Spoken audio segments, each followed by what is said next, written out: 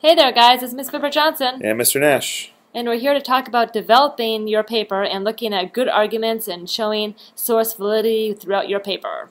Yeah, so basically this video here, we're doing a lot. If you look at the rubric, that statement that you're supposed to do as an 8th grader, there's a lot there. There's It's actually intense. this section is really hard. So I'm happy you've picked this as something to do because I don't think that very many people write this way. So today we're going to be looking at how good argument writers can show the reader their sources are valid or not by including specific information in their writing that shows how the source is good or bad. By the end of your writing, we should feel like you guaranteed rock solid performance on your paper. Like we know that the sources you used are good and we can trust them. And you can show the reader that you're trustworthy with some pretty simple strategies. Okay, so some things to look for. When you're doing your research and when you're actually looking through your sources, you want to clue in on some big keys that shows that the sources are valid. Some big keys are things like if it's written by a doctor, like someone with a PhD. They went to school for a very long time. They might know what they're talking about. So include their name and their title in your paper. Yeah, so if when you're doing that, write their name down. The professor, if it's a professor of something, a college, we usually trust professors, like they're knowledgeable, they're experts on a topic. College, major organization name. So if like University of Connecticut provided a research study, include the college's name because that's a trustworthy institution. Especially colleges that are really famous that we all know about. You know, you read an article and it mentions a study from Notre Dame. Well, put that in there, that Notre Dame is the one. Give credit to Notre Dame or whatever the school might be. Yeah, and if it's a research study or something like that, say that it's a study. Say it's done and it was actually, it's not just somebody making up this evidence. So in your research, look for these things. These are clues to look for. And when they're included, put them in your paper because it makes the source look really good. So let me show you what that looks like here. Okay, so here's a basic fact that you could get from a book. Thomas Jefferson owned over 600 slaves in his lifetime. That is a fact. If you wrote it like this in your paper, you're not actually showing anyone that you know that that's valid or not. However, you could have just made that number up. Yeah, if you write it this way, according to Dr. Nash, professor of history at the University of Ellington, Thomas Jefferson owned over 600 slaves in his lifetime. Wow, now you've convinced me. Well, Thomas Jefferson must have owned 600 slaves because this Dr. Nash and this history of the University of Ellington, I don't know where the University of Ellington is, but it must be a big university. So this statement in green here is so much stronger than the statement in red. It's saying the exact same thing, but this is a way you can write to actually make your reader trust you more because you've included where it's coming from and who it's by and those kind of things. This is easy to do, easy stuff. So this is something you should do automatically now. Okay, next one, 67% of students use cell phones to do research. Okay, how about this? A major research study performed by the University of Alabama shows that over 67% of students use their cell phone to do research. Which one do you trust more? The one in green. The one in green, hey, if obviously. you tell me it's the University of Alabama, I'm going to believe you more than just, hey, somebody saying 67%. Okay, and a really good thing to do too, when you're using your counterclaim, and there's a couple videos on counterclaim if that's something you're focusing on, but you're all expected to include a counterclaim in your paper. So it's great to say like to other side, like take that other side. You might argue this, but according to Dr. Jackson, award-winning author of several studies on school culture, he shows that. So it's a great way to like argue back to other side, so it makes your source seem better than their argument in the counterclaim. That's just that's pretty simple. Okay. Moving on to diversity of sources. Diversity just means a lot, or many. You don't want to use the same source over and over and over again. So you can imagine if I said, Dr. Nash said this, and Dr. Nash said this, and Dr. Nash said this. Well, what if Dr. Nash is wrong? And who is Dr. Nash? So what happens if you use diverse sources? It's important to use lots of them. So it's not just one study. It's not just one professor. But it's actually one professor and another study. So the more diversity of sources, the more you bring in, the more valid your argument seems. So multiple points of view. The more people who agree with you, oh, it must be right if all those people agree with that point of view. So a diversity of sources is really important. Just because you find one good professor that thinks it, you should probably want to back it up with as many different sources and professors and articles that you can to make it even better.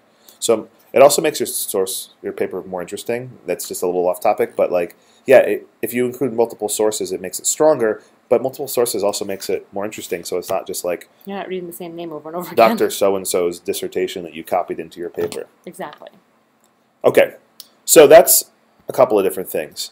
Now, if that wasn't enough for one video, you're also expected to point out errors that authors may have put in their paper. And authors use these strategies all the time. They do it on purpose to confuse you and to make you think that they're right. So you need to be aware of when authors do this kind of stuff. And as you become a really good writer, you can actually do these this things yourself in your paper Yeah. to make your side stronger. So many sources have logical errors. A logical error is just pointing out something that it might make sense, but if you think about it more, it's actually flawed.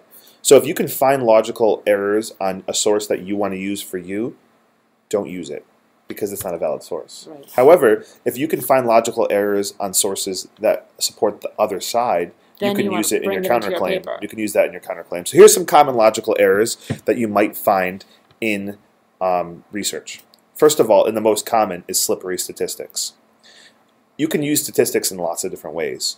The most common thing people do is they use whole numbers instead of percentages.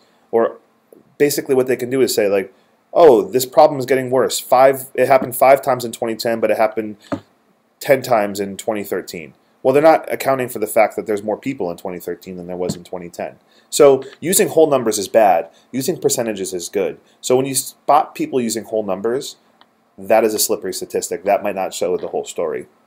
Another thing is a red herring. I know it sounds funny because it's just a fish, but people oftentimes when they don't want you to know something, they'll change the topic without resolving the debate. So that you might be arguing about cell phones, and all of a sudden they get you off topic, and you're arguing about school lunch. Like they introduce something into the argument to change the direction. That's called a red herring. Other things authors do is they make conclusions without evidence or make statements without facts. I could say Thomas Jefferson is the best president of all time. That's just a statement. There's nothing behind it. So really, John Adams is the best president of all time. Well, watch for authors doing that. Oftentimes, authors just make statement, and they don't actually support it with any evidence or facts. Right. So that's a logical error.